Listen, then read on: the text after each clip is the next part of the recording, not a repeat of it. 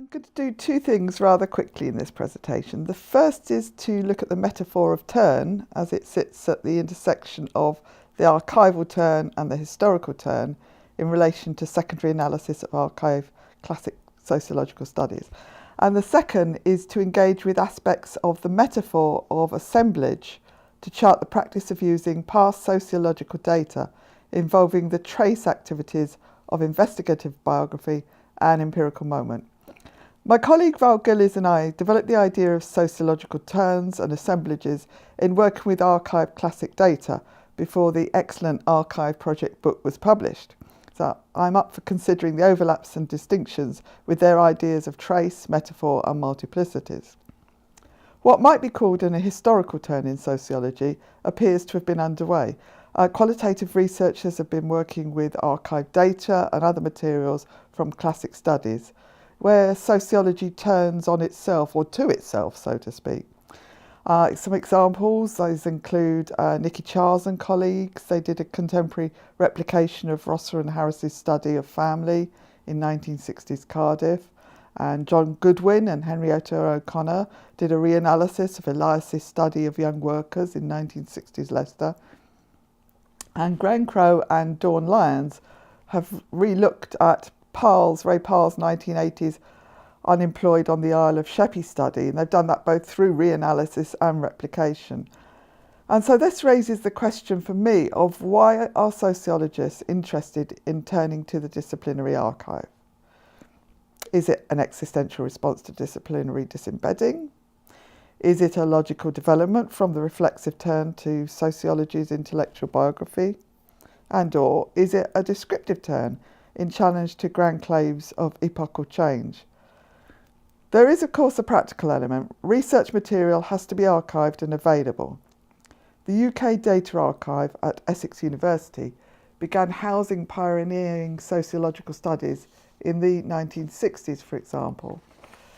Perhaps there are more zeitgeist-related reasons for a historical turn in sociology, though.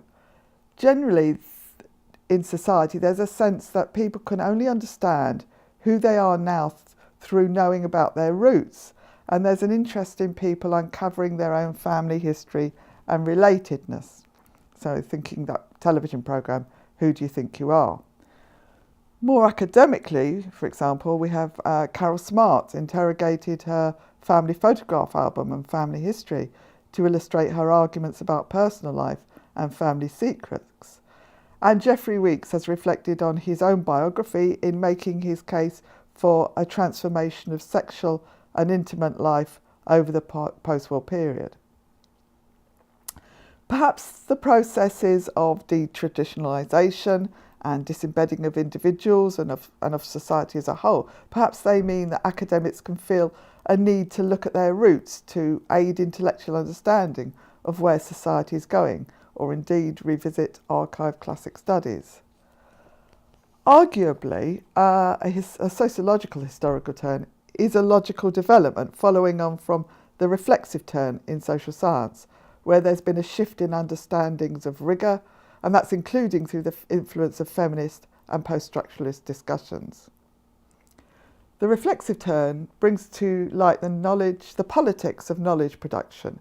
This includes making clear the social position of the knowledge producer and the pathway of how their ideas have developed. And that's what Liz Stanley's called their intellectual autobiography. An historical turn then perhaps extends this intellectual biography back into social and research biographies, in which researchers revisit and reflect on the social past and its creation through research. Thomas Osborne and colleagues have called for a descriptive turn in sociology.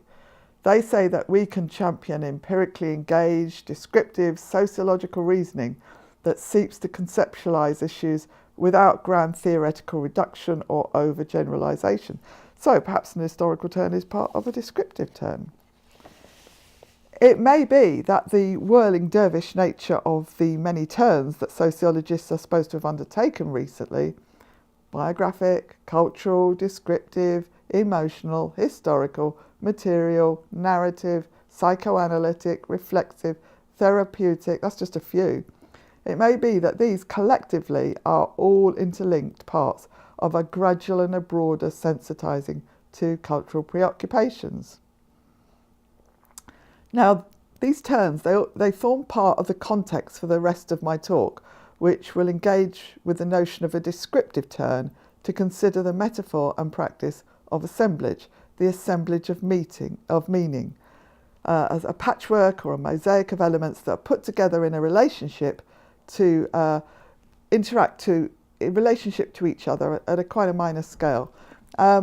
So our work in several archive collections of studies by key sociological researchers, in that work Val and I have used assemblage as a metaphor and as a practice to help us understand our processes in using past sociological data. Now, two organising aspects of our assemblage were historical investigative biography, which refers to the knowledge production context and the process of the original researchers, and the historical empirical moments that encompasses the societal states of play at the time.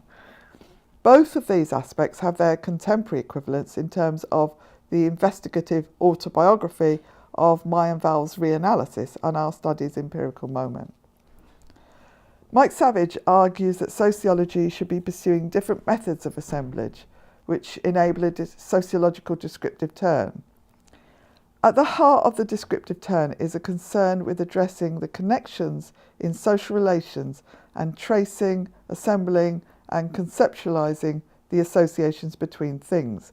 Val and I attempted to provide an emergent methodological framework based on our assemblage of research processes in our use of several classic archive sociological studies on class and community from the 1960s.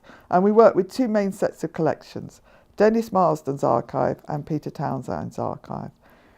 And our assemblage is represented in this framework diagram.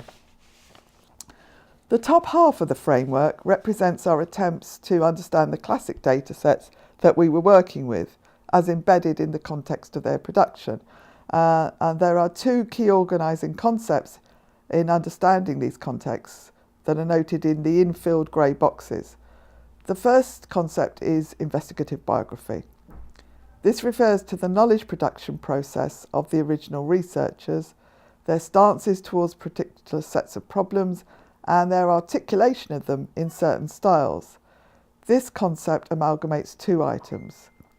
The first is investigative personality, which was coined by Osborne and colleagues to capture the importance of the character, the personal mark of the 19th century social researchers they were concerned with.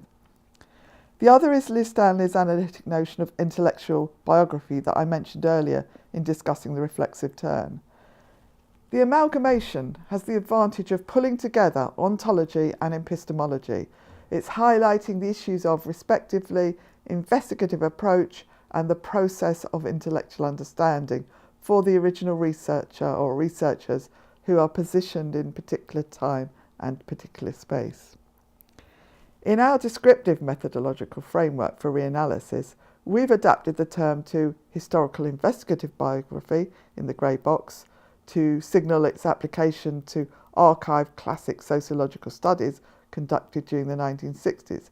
In the white boxes within the organising concept of historical investigative biographies in the figure, in those white boxes we include not just the researchers as the conductors of a specific project or sets of projects that had particular aims and were funded from particular sources, but we've also included other features that shape the original researchers' investigative approaches and intellectual processes.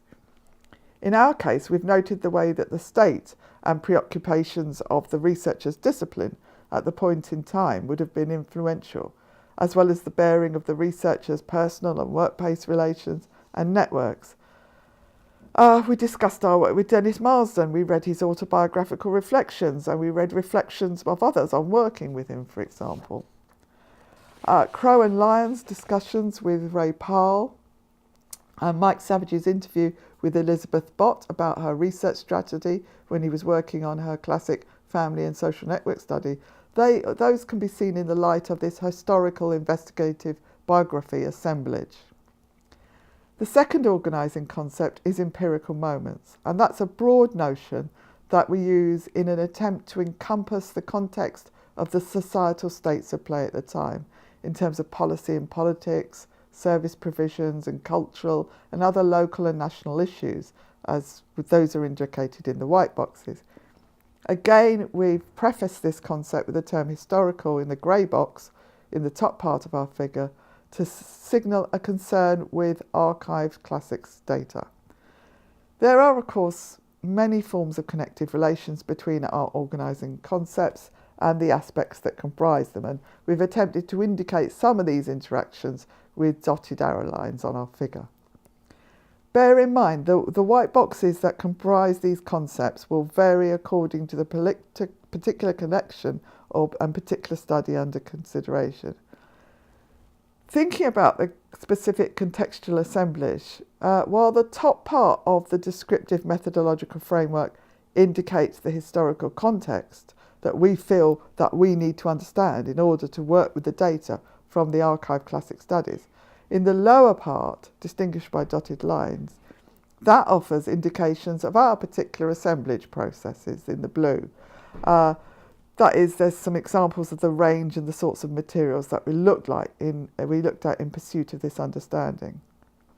And you'll note that at the bottom of the figure is what I love as a valuable feature of archive data. It's its materiality. The way that schedules and field notes are laid out, the way that interview notes have been written up, as well as the annotations on them, I find them fascinating. So looking at this slide, for example, what we've got here is Peter Townsend's 1967-68 Poverty in the UK survey. It was a survey, it's been digitised as a statistical data set, but the data was collected on paper booklets, and quite a few of the survey booklets contain, as you can see on this one, handwritten annotations from the field interviewer that give detailed information and quotes from respondents. So, going back to the framework diagram, in the lower section of our framework, we again have grey boxes for our organising concepts, mirroring those in the top part. Nave Moore's previously pointed out in the debate about context and the reuse of archived data, that the context of the original study has often been privileged over considerations about the context of the reanalysis project. So, as well as the sorts of assemblage of context that I've just noted, we also need to acknowledge the contemporary investigative autobiography of our own study and its contemporary empirical moments. And so, what's the contemporary empirical moment of our own study, or one of them, returns us to the dervishes. These reflections sort of bring us full circle back to the reasons for revisiting the classic data sets that I proposed as the context for our own and others' historical turn. Thank you.